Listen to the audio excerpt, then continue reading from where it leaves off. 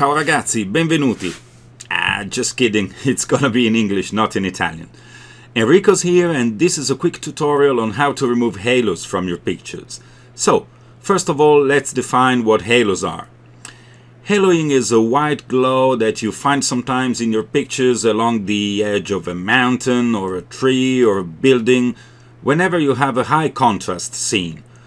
Typically when there is a very dark foreground against a very bright background. Halos are very often associated with extreme HDR photography, of course. Where pictures are really overdone and tone mapping is pushed to the extremes. But to tell you the truth, sometimes halos can also occur naturally. But since nowadays they are almost universally perceived as the result of overprocessing, in the end I always try to get rid of them. And I'll show you an example. This is Bled Castle in Slovenia, and it's a picture I took last December. Now, if I zoom in a lot, let's say 200, 300, even 400%, you see there are halos along the edge of the roof. Actually, it is not too bad, and probably if you're watching this on a mobile device, it may even be hard for you to spot them. So, for the sake of the tutorial, let's make haloing a lot more evident. To do that, I'll hit Ctrl J to create a copy of the background layer, and I'll go Filter, Camera Raw Filter. One of the mistakes beginner photographers make while post-processing their images is that they often increase the clarity far too much. And guess what? That has the potential to introduce or accentuate halos in your image. Look at this. Now we really have a lot of halos. So, this is my favorite technique to remove them.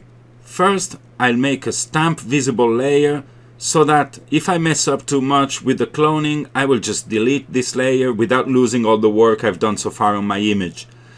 To create the stamp visible layer, I'll use the shortcut Ctrl-Alt-Shift-E. Sorry, I'm a PC guy, but anyway, I'm putting up on screen what the shortcut is for Mac users. Second, I'll pick the Clone Stamp tool. The default mode for the Clone Stamp tool in Photoshop is normal, but very important, I want to select Darken. The Clone Stamp tool requires you to sample some pixels by hitting Alt-click and then brush the area where you want those pixels to be replaced, or I'd better say cloned. Now, by selecting the Darken mode, we make sure that the only pixels to be replaced will be those that are brighter than the pixels we sampled. This is exactly what we want, as our aim is to get rid of the halos while leaving the roof intact. Also important, before I start cloning, I want to make sure the opacity of the Clone Stamp tool is set to about, let's say, 80%. Now we're ready to go. I'll sample the sky close to the area I want to clone, and then I gently brush along the edge of the roof. You see, halos are gone. Let's continue. I sample the sky again, I clone again, sample again, and then I go all the way up. Let's do it also on the other side of the roof. I sample the sky, gently brush along the edge where the halos are present, then down, sample again the sky and clone, and then all the way down. Let's look at the before and after. This is the before, this is the after. Once more. Before, after. Truly remarkable, I would say. To recap, this technique works because we are sampling pixels that are darker than the pixels we want to replace, but brighter than the pixels we do not want to replace. It's exactly what happened in the picture here.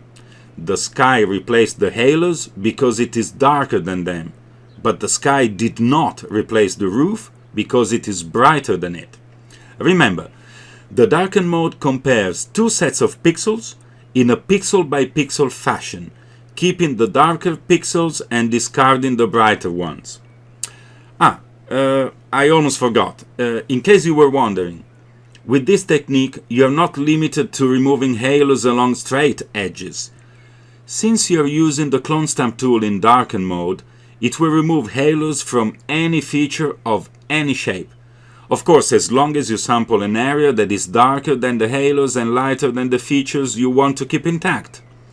Which is not a big constraint, by the way, because what can be brighter than white glow? Nothing. And that's why this technique is so incredibly useful. To prove it, let's remove the halos also from the tree here on the right. Again, I sample the sky and brush the edge of the foliage exactly as I did with the roof. Sample and clone. Here we go. And still works like a charm. Okay guys, that's it. If you want to have a look at some of my pictures, please visit enricophoto.com, and if you find this content useful, give me thumbs up, share and subscribe. Ciao for now.